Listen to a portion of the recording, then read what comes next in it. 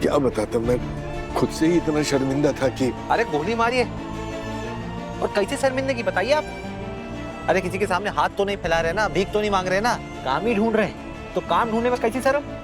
जहाँ अपने ही इस तरह का व्यवहार कर रहे हो, किसी और को क्या ही बताता। अरे कोई का सोचेगा का समझेगा, उसको सोच के आपको परेशान होने की जरूरत नहीं है। काका, आपको याद है एक बार आपने हमसे कहा था, लाओ लीजिए। आपने एक बार हमसे कहा था कि वीर तुम हमारे बेटे जैसे हो। अब एक बात बताइए, अपने बेटे से दिक्कत शेयर करने में क्या प्रॉब्लम है? बेटा मानते हैं ना आप?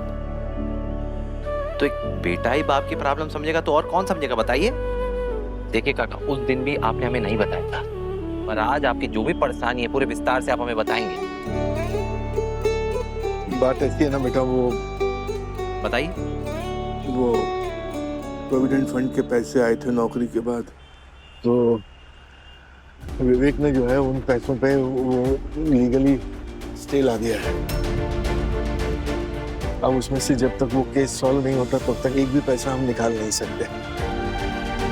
और विवेक को तो तुम जानते हो किस तरह का है वो, तो घर चलाना मुश्किल हो रहा है। तो मैंने ये तय किया है कि किसी न किसी कंडीशन में कुछ न कुछ, चाहे जो काम मिल जाए मैं काम करूंगा। मुझे काम की बहुत जरूरत है, अपने लिए, अपने परिवार के लिए। पर अफसोस कि आज किसी को तजुर्बे की जरूरत ही नहीं है।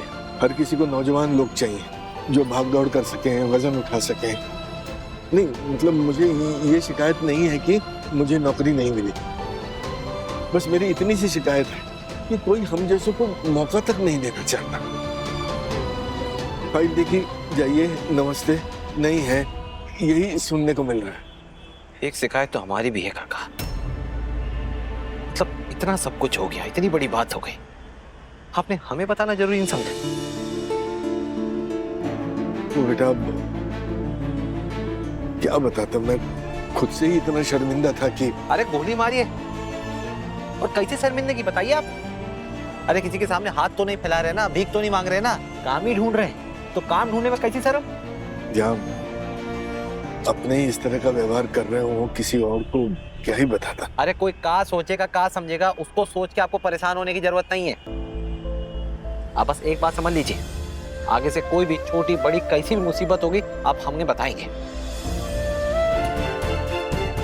सर नमस्ते।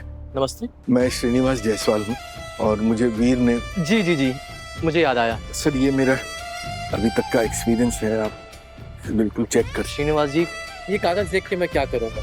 वीर सर ने कह दिया तो काम होना ही होना है। आपको शायद पता ना हो, हमारे इस गैरेज पे जब जबरदस्ती तोड़ने की कोशिश की गई थी तब वीर सर ने ही हमारे लिए लड़कर हमारे इस गैरेज को बचाया था। आज हमारी जो रोजी रोटी चल रही है ना, वो वीर सर की वजह से ही है। अगर उस दिन वीर सर हमारे साथ खड़े ना होते ना, तो ना ये गैरेज होता और ना मैं। वीर सर ने कॉल किया था मुझे आपके लिए। जी जी। आप उनके अपने हैं तो मेरा फर्ज बनता है आपकी मदद करना। बस दिक्कत ये है कि हमारे पास पहले से ही मैकेनिक बहुत ज़्यादा है, बस कार्ड एक कम है। अगर आपको कोई दिक्कत ना हो तो। नहीं कोई दिक्कत नहीं। देखिए, हमें गार्ड 3 शिफ्ट में लगते हैं। आपकी ड्यूटी कभी भी लग सकती है, कभी दिन में कभी रात में। और आप थोड़े से उम्र दराज हैं, अगर आपको कोई एतराज़ ना हो तो फिर आप कल से आ सकते हैं। जी कोई एतराज़ नहीं है, मुझे बिल्कुल मंजूर है। आपका बहुत बहुत शुक्रिया। मैं सच कह रहा हूँ, मैं आपका एहसान कभी नहीं भूलूंगा। श्रीनिवास जी, ये कोई एहसान नहीं है। वीर सर ने हमारे लिए जो किया है ना, उसके आगे ये बहुत छोटी सी बात है। बस यूँ समझ लीजिए कि मैं वीर सर का एक बहुत छोटा सा उधार उतार रहा हूँ।